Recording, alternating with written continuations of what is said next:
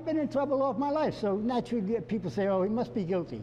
His neatly combed hair is a little grayer, his face more chiseled with a few more scars. Alfred Freddie Bishop is now 71 and serving a life sentence as a two-time convicted murderer. Is this prison more of a home than what's on the outside? Not to me, it's not, you know. Have you become institutionalized? I would say in a lot of respects, sure, after all that time, definitely. That this feels more comfortable? No, it don't feel more comfortable. The ACI may not feel like home to Bishop, but for 39 of the last 40 years, he's been locked up behind bars and barbed wire, the better part of his adult life. And police will tell you there's good reason for that. His actual arrest and conviction record for the crimes that he's committed and been convicted of committing, as well as being accused of, makes it plain that he is a career violent criminal. With close ties to Rhode Island's mob, Bishop made a name for himself on the street. Tough, feared, and brazen enough to punch a police officer or pull a trigger. December 1973, a 31-year-old Bishop wearing a blue tailored suit and shielding his face from our Channel 10 camera is hauled in by Warwick police for the shotgun murder of James Dunn. This video pulled from our NBC 10 film archives. Police reports say Dunn asked for a priest, knowing he was dying, but before his last breath, gave a final declaration to detectives, whispering Freddie Bishop, his friend, had shot him.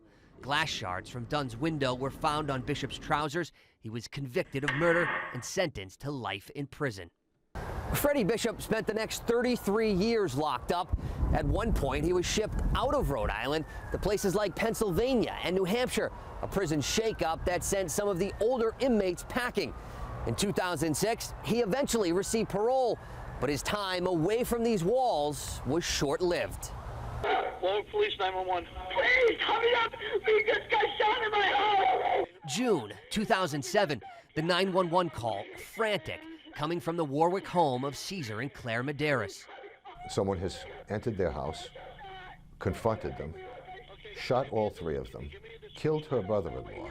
There's blood everywhere. 35-year-old Gabriel Medeiros dies from a gunshot wound after struggling with a masked intruder who escaped after being badly beaten with a golf club. A police sketch of the intruder is released to the public.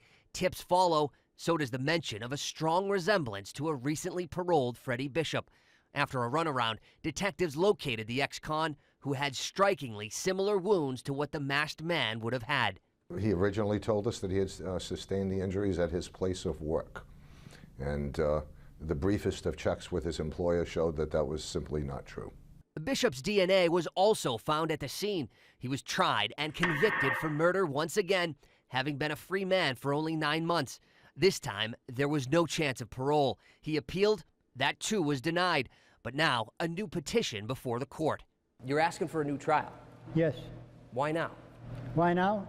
Because of the evidence we've discovered after trial. If the jury had and the judge had the evidence that we're talking about here tonight, there wouldn't have been a conviction.